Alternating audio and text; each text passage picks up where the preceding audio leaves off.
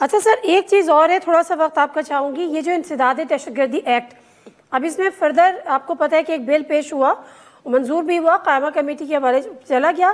ممکن ہے کہ آئندہ سینٹ سے بھی ہو جائے، اس کے بعد یہ آرڈیننس بن جائے، یہ ایکٹ آ جائے. سر اس میں مزید انہوں نے کہا کہ کسی بھی مشتبہ شخص کی گرفتاری ہو سکتی ہے، اس کو قانونی قرار دیا جائے گا، 3 مہینے سے ہٹا کے 6 مہینے تک اس کو گرفتار رکھ سکتے ہیں. اس کی ضرورت کیوں پیش آئی ہے حکومت کو اس موقع پہ؟ کیا وجہ واقعی صرف اور صرف دہشت گردی ہے اس کے پیچھے؟ دیکھیں، جو دہشت گردی ہے وہ اس میں تو کوئی شک نہیں ہے کہ دہشت گردی ملک میں ایک دم پھر سر اٹھا رہی ہے. اور چاہے وہ بلوچستان ہو یا خیبر پختونخوا، سابقہ فاٹا کے علاقے ہوں، اس میں جس تیزی سے دہشت گردی کے واقعات ہو رہے ہیں اس میں تو کوئی شک نہیں ہے کہ وہ صورتحال بڑی سنگین ہے. لیکن اگین ہم نے دیکھا ہے کہ دہشت گردی کا جو قانون 1997 میں لایا گیا تھا وہ بھی اسی مقاصد کے لیے لایا گیا تھا کہ دہشت گردی کو ختم کیا جائے. لیکن پھر ہم نے دیکھا کہ اس کو سیاسی مخالفین کے خلاف استعمال کیا گیا، اور اب بھی یہی شکوک و شبہات پیدا کیے ہو رہے ہیں کہ شاید اس کو بظاہر تو اس طرف رکھا جائے گا لیکن اس کو سیاسی مخالفین کے خلاف بھی استعمال کیا جائے گا. دیکھیے، بلوچستان کی بڑی نازک صورتحال ہے. بلوچستان میں جو ایک طرف سیپریٹسٹ ہیں اور دوسری طرف قوم پرست ہیں. اگر آپ اختر مینگل جیسے شخص کے خلاف بھی دہشت گردی کا مقدمہ قائم کریں گے تو اس کو آپ دہشت گردی کے زمرے میں لیں گے یا سیاسی زمرے میں لیں گے؟ اسی طرح مہرنگ بلوچ کے پاس مہرنگ بلوچ کسی دہشت گردی کے واقعات میں ملوث نہیں ہوئی ہیں. وہ آج بھی جو ہے وہ پاکستان کی قومی سیاست کی ہوئی بات کرتی ہیں. تو اگر ان کے خلاف آپ دہشت گردی کا مقدمہ کریں گے تو اس کو ہم دہشت گردی کے زمرے میں لیں گے یا سیاست کے زمرے میں لیں گے؟ تو میرا خیال ہے یہ ایک باریک سی لائن ہے اور اس لیے اس میں احتیاط کی ضرورت ہے. ویسے بھی جب لوگوں کو اس طرح کے واقعات میں گرفتار کیا جاتا ہے تو ان کی گرفتاری کو ہفتوں اور مہینوں کے بعد شو کیا جاتا ہے. اب آپ قانونی طور پہ اگر کسی کو 3 مہینے یا 6 مہینے اپنے پاس رکھیں گے اور بعد میں پتہ چلے گا کہ اس کا کوئی قصور نہیں ہے تو اس کا ذمہ دار پھر کون ہوگا؟ تو میرا خیال ہے یہ ہمارے یہاں مس یوز آف اتھارٹی جو ہے اور مس یوز آف لا جو ہے اس کی ایک پوری تاریخ رہی ہے. اس لیے اور یہ بنیادی انسانی حقوق کے بھی خلاف بات ہے اس میں. تو میرا خیال ایک نازک چیز ہے.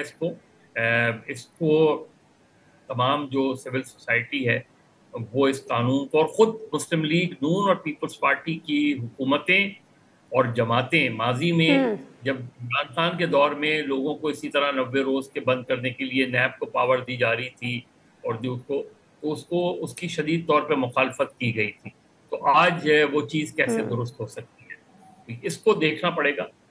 میرا خیال ہے اگر اس طرح کے دہشت گردی کے خلاف مقابلہ کرنا ہے تو ایک منظم طور پہ اور قومی سطح پہ مقابلہ کرنا پڑے گا جس میں اپوزیشن کا انپٹ بھی ضروری ہے.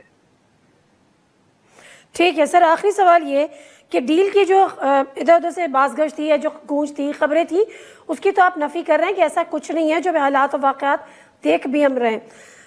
اب رہ گیا عمران خان صاحب کا کیس. بارہا یہ باتیں ہوئی، خود عمران خان صاحب کئی دفعہ کہتے ہیں کہ جی آپ ملٹری کورٹس میں بھی لے جائیں لیکن میں اپنے وہیں میری پوزیشن وہیں ہوگی جو آج ہے. کیا ابھی بھی یہ تلوار خان صاحب کے سر پہ لٹک رہی ہے کہ ان کا کیس جو ہے وہ ملٹری کورٹس میں ہی چلے گا؟ دیکھیے نادیہ، عمران خان جیل میں ہیں، ان کا ٹرائل ہوتا ہے، انہیں سزا ہوتی ہے، چاہے وہ 9 مئی ہو یا ان پر آپ پابندی لگا دیتے ہیں، ان کو سیاست سے بے دخل کر دیتے ہیں اگر کسی بھی طریقے سے.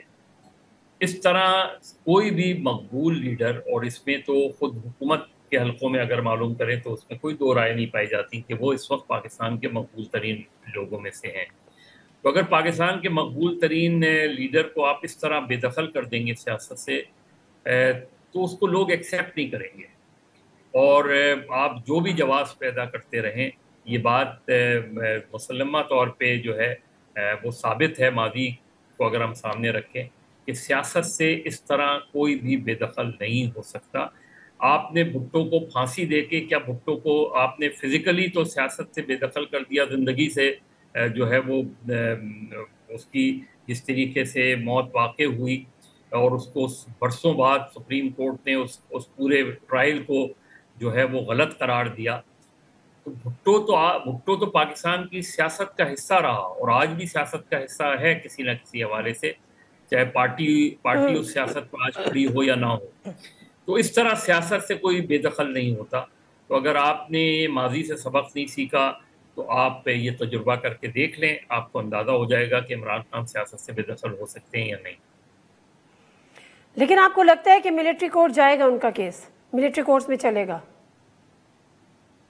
دیکھیں اس پر بھی مجھے, اگر عمران خان پہ ملٹری کورٹ میں مقدمہ چلتا ہے تو یہ یقین جانیں کہ عمران خان کو سیاسی طور پہ نقصان نہیں 100% فائدہ ہوگا.